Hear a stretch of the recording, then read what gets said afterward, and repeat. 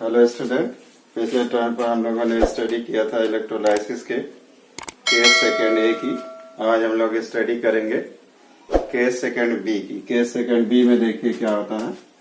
हम लोग स्टडी करने चलते हैं case second B. Case second B हम लोगों को इसमें स्टडी क्या करना है? स्टडी करना है डायलूट NaCl इलेक्ट्रोलाइट के इलेक्ट्रोलाइसिस की। और किसके साथ? कैथोड क्या लें? मरकरी कैथोड के साथ। अब हम लोग कह सकते हैं कि इसमें जो फर्स्ट केस लेंगे बी का, वो फर्स्ट केस होगा electrolysis of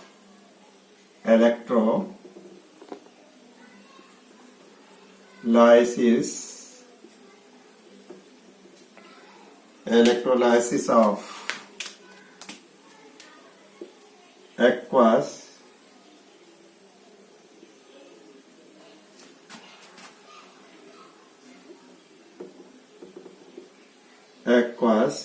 NaCl with mercury cathode Hg cathode. Hg cathode के साथ हम लोग लेते हैं। यहाँ देखेंगे होगा क्या? इलेक्ट्रोलाइसिस जब होगी NaCl की डायल्यूट एक्वस, यानी डायल्यूट ये रहेगा। एक्वस का मतलब ये डायल्यूट होगा, कंसंट्रेटेड नहीं, डायल्यूट। तो NaCl में देखेंगे NaCl ब्रेक होगा और बनाएगा सोडियम आयन और दूसरा बनाएगा क्लोराइड आयन। इसमें वाटर मॉलिक्यूल भी होगा, वाटर मॉलिक्यूल ब्रेक होगा, बनाएगा हाइड्रोजन आयन और OH आयन बनाएगा। अब ऐसी कंडीशन में हम लोग देखते हैं कि एनोड पर क्या प्रोसेस होगी। एट एनोड पर दो आयंस प्रेजेंट होंगे। दो आयंस में से एक आयन होगा हाइड्रोक्सिल आयन, दूसरा होगा क्लोराइड आयन, यानी सोडियम क्लोराइड से मिलेगा क्लोराइड आयन और वाटर मॉलिक्यूल से मिलेगा OH आयन यानी हाइड्रोक्सिल आयन। लेकिन हम लोग देखेंगे कि हाइड्रोक्सिल आयन की क्वांटिटी जो होगी, नंबर्स ऑफ ग्रुप में होंगे हाइड्रोक्सिल आयन मोर होंगे, क्योंकि सोल्यूशन डायल्यूट है। इसलिए रिडक्शन ऑक्सीडेशन किसका होगा? OH आयन का ऑक्सीडेशन होगा। जब OH आयन का ऑक्सीडेशन होगा तो देखेंगे OH आयन किस तरीके से ऑक्सीडाइज होगा। हम लोग लिखेंगे फॉर OH आयन, ये कन्वर्ट हो जाएगा, देखेंगे किसमें ऑक्सीडाइज होना है इसको, तो इलेक्ट्रॉन डिस्चार्ज करेगा, 4 इलेक्ट्रॉन डिस्चार्ज हो जाएगा। दूसरा क्या बनेगा? 2H2O और प्लस ऑक्सीजन बनेगी। तो एनोड पर लिबरेट क्या होगी, यानी निकलेगी क्या? ऑक्सीजन गैस एनोड पर निकलेगी। ये गैस एनोड पर लिबरेट होगी, यानी मुक्त होगी ऑक्सीजन गैस। तो यानी ऑक्सीडेशन प्रोसेस में निकलेगी क्या? यहाँ पर ऑक्सीजन निकलेगी। लेकिन कैथोड पर देखते हैं एट कैथोड क्या होगा। एट कैथोड पर हम लोग देखते हैं कि ये होता है रिडक्शन। इसका होगा, यहाँ पर रिडक्शन होता है। तो रिडक्शन में भी दो आयंस यहाँ प्रेजेंट हैं। एक आयन है सोडियम आयन और दूसरा आयन है हाइड्रोक्सिल आयन। सोडियम आयन और दूसरा आयन है हाइड्रोजन आयन। अब इसमें देखते हैं, इसके साथ एक कैथोड भी है और कैथोड है मरकरी कैथोड। यहाँ पर हम लोग देखेंगे, अगर देखा जाए तो मरकरी का रिडक्शन पोटेंशियल जो होता है इन सभी से मैक्सिमम होता है। तो इसका मतलब जो प्रोसेस होगी, यानी जो रिडक्शन प्रोसेस होगी, वो सोडियम और मरकरी के बीच होगी और बनेगा सोडियम एमलगम। पहले सोडियम करेगा क्या? सोडियम एक इलेक्ट्रॉन को लेकर के कन्वर्ट हो जाएगा एक्वस कंडीशन से सॉलिड कंडीशन। एक इलेक्ट्रॉन रिसीव करेगा और कन्वर्ट हो जाएगा सोडियम सॉलिड। ये सोडियम सॉलिड में कन्वर्ट हो गया। यहाँ देख रहे हैं इलेक्ट्रॉन 4 रिलीज हो रहे हैं। अगर 4 इलेक्ट्रॉन रिलीज हो रहे हैं तो यहाँ पर हम लोगों को करना क्या चाहिए, इसको 4 ले लेना चाहिए, ये भी 4 हो जाएगा और ये भी 4 हो जाएगा। और यहाँ देखते हैं 4 OH आयन रिलीज हो रहे हैं, 4 OH आयन की रिक्वायरमेंट है, तो इसको हम लोगों को करना पड़ेगा 4 OH आयन और इसको भी करना पड़ेगा 4 H आयन।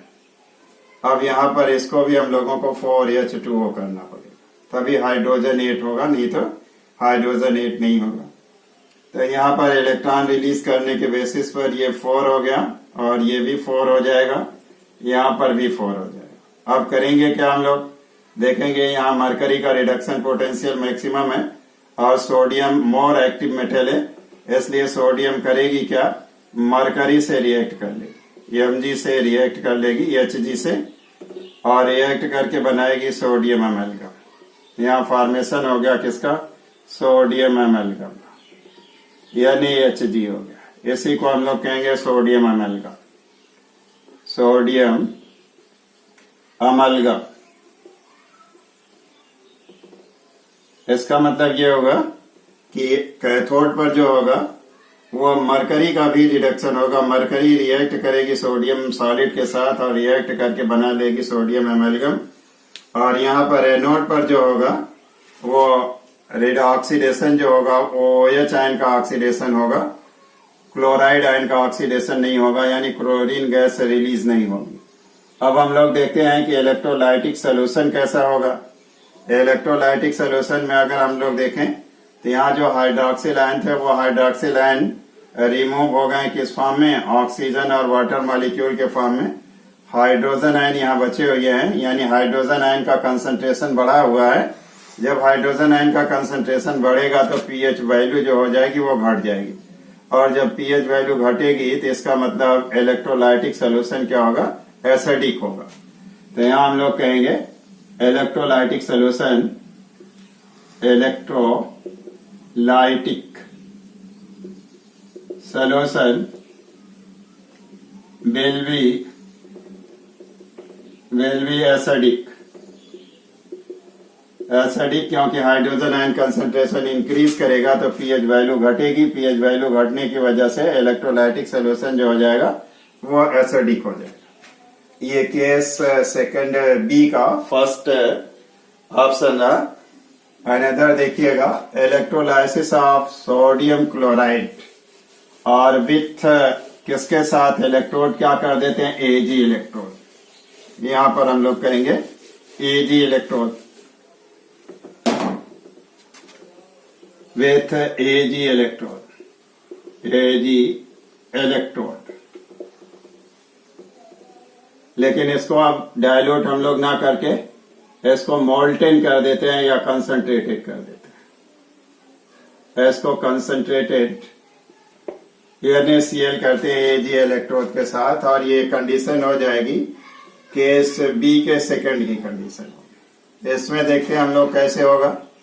जब इसकी इलेक्ट्रोलाइसिस होगी तो सोडियम क्लोराइड ब्रेक होगा और सोडियम क्लोराइड ब्रेक होकर के बनाएगा Na और दूसरा बना देगा Cl, यानी क्लोराइड आयन और सोडियम आयन। अगर ये कंसंट्रेटेड है तो मोल्टेन स्टेट में नहीं है, अगर कंसंट्रेटेड है तो इसमें एक्वस कंसंट्रेटेड होगा। एक्वस कंसंट्रेटेड भी कर देते हैं इसको। क्यों एक्वस कंसंट्रेटेड, यानी कंसंट्रेटेड सोल्यूशन में इसका फॉर्मेशन हुआ है लेकिन इसमें वाटर मॉलिक्यूल भी है, तो इसे एक्वस हम लोग कर लेते हैं। इसको यहाँ कर देते हैं एक्वस, कंसंट्रेटेड एक्वस। अब देखते हैं वाटर मॉलिक्यूल भी इसमें होगा। वाटर मॉलिक्यूल ब्रेक होगा तो हाइड्रोजन और हाइड्रोक्सिल आयन में। अब यहाँ थोड़ा सा इंटरेस्टिंग मैटर होगा क्योंकि इलेक्ट्रोड्स जो हैं वो Ag इलेक्ट्रोड्स। अब देखते हैं कि ऑक्सीडेशन किसका होगा या रिडक्शन किसका होगा, इस कंडीशन में देखेंगे। तो जब देखेंगे एट एनोड क्या होगा, एट एनोड यहाँ पर होगा क्या, इस कंडीशन में एनोड पर देखा जाए तो 2 आयन्स प्रेजेंट होंगे। एक आयन होगा हाइड्रोक्सिल आयन और दूसरा आयन होगा क्लोराइड आयन। और एनोड भी अगर देखा जाए तो एनोड किसकी होगी, Ag की होगी। अब इन तीनों के बीच क्या होगा, कंपटीशन होगा, यानी किसका रिडक्स किसका ऑक्सीडेशन होना चाहिए, इसलिए कंपटीशन होगा। अब देखेंगे हम लोग ऑक्सीडेशन किसका होगा, इलेक्ट्रोकेमिकल सीरीज में इन तीनों के बारे में पहले पता करेंगे, जिसका reduction oxidation potential standard oxidation potential maximum होगा, उसी का ऑक्सीडेशन होगा। तो इसमें अगर हम लोग देखेंगे तो सबसे ज्यादा ऑक्सीडेशन पोटेंशियल जो होगा वो किसका होगा, Ag का होगा, इसलिए ऑक्सीडेशन Ag का होगा। तो यहाँ पर हो गया Ag और ये ऑक्सीडाइज हो जाएगा तो Ag प्लस और एक इलेक्ट्रॉन रिलीज कर देगा। इसका मतलब ना तो इसका ऑक्सीडेशन होगा ना इसका ऑक्सीडेशन होगा, बल्कि ऑक्सीडेशन किसका होगा, Ag का। इसी तरीके से देखते हैं हम लोग एट कैथोड पर देखते हैं रिडक्शन होता है। तो यहाँ पर भी रिडक्शन के लिए देखेंगे कितने आयंस प्रेजेंट हैं। आयन प्रेजेंट है सोडियम आयन, दूसरा आयन प्रेजेंट है हाइड्रोजन आयन, और तीसरा आपका Ag कैथोड भी है, Ag कैथोड भी है। तो इसमें हम देखेंगे कि किसका रिडक्शन पोटेंशियल मैक्सिमम है। जिसका स्टैंडर्ड रिडक्शन पोटेंशियल मैक्सिमम होगा उसी का रिडक्शन होगा। जब हम लोग देखेंगे तो रिडक्शन पोटेंशियल मैक्सिमम किसका मिलेगा, Ag का मिलेगा। इसका मतलब Ag का ही रिडक्शन होगा, सोडियम और हाइड्रोजन आयनों का रिडक्शन नहीं होगा। इसलिए Ag प्लस आयन जो होगा एक इलेक्ट्रॉन गेन करके कन्वर्ट हो जाएगा किसमें, Ag सॉलिड में।